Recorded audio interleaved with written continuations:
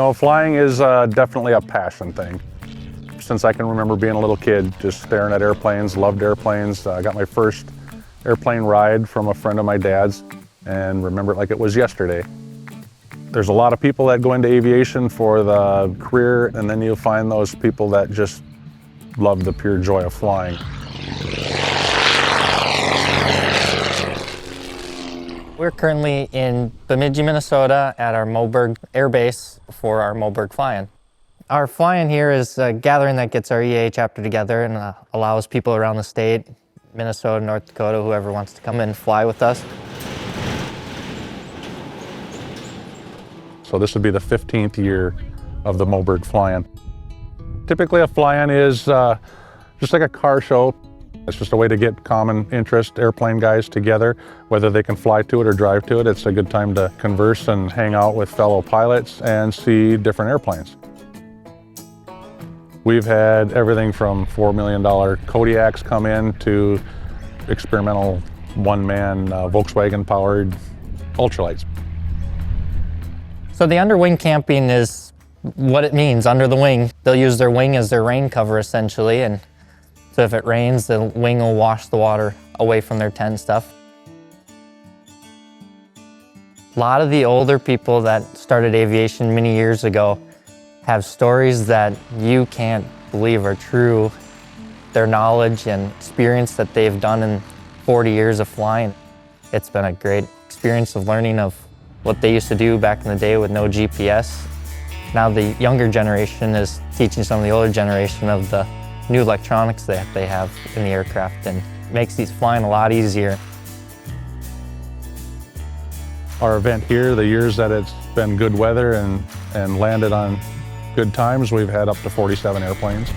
Half of them being seaplanes, half of them on wheels, and that's the joy of this location at Moberg Air Base is we have a nice 2,000-foot grass runway, and then we have a mile of lake.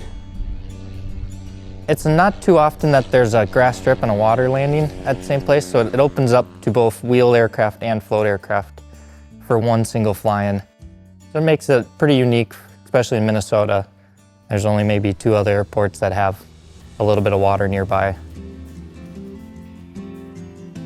Float planes in general, locally about float planes is, as you would imagine, it's fun to go flying, but you can't just pull over and visit people unless they have a runway. So with a float plane, you got the lakes, and there's a lot of people that have lakes. There's restaurants on lakes up here in northern Minnesota, so it becomes a lot more social.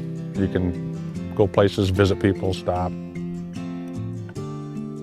The reason I love float planes, 2 reasons. My family likes to go to Canada, and we have a camp up there, and they're remote, so it takes 5-6 hours to get there on land, where we can be there in less than 2 hours in the plane.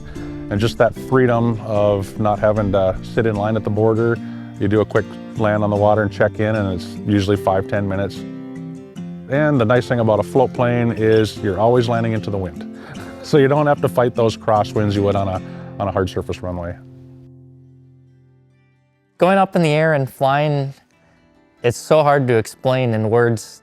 It opens up new vision to life. When you fly little GA airplanes, you're flying between 1,000 to 3,000 feet above the ground versus 35,000 feet. You can see a lot more. You can still see the ground, you can see the terrain, you can see the people driving in their cars, people outside walking. It's a pretty cool experience that, yeah, you can fly in a big airliner, but it's never gonna be the same of hopping in a little airplane. Advice that I'd have for people getting into aviation, no matter how old you are, how young you are, you can start at any time. People have started when they've hit retirement and they've gotten their license and started another job, or just the passion of just flying around.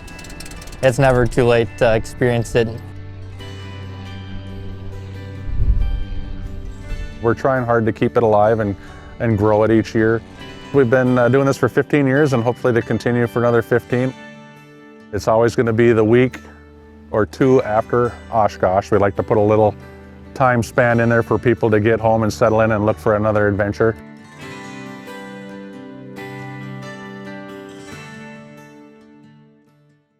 Funded by the Minnesota Arts and Cultural Heritage Fund, with money from the vote of the people of Minnesota on November 4, 2008. and by the members of Prairie Public.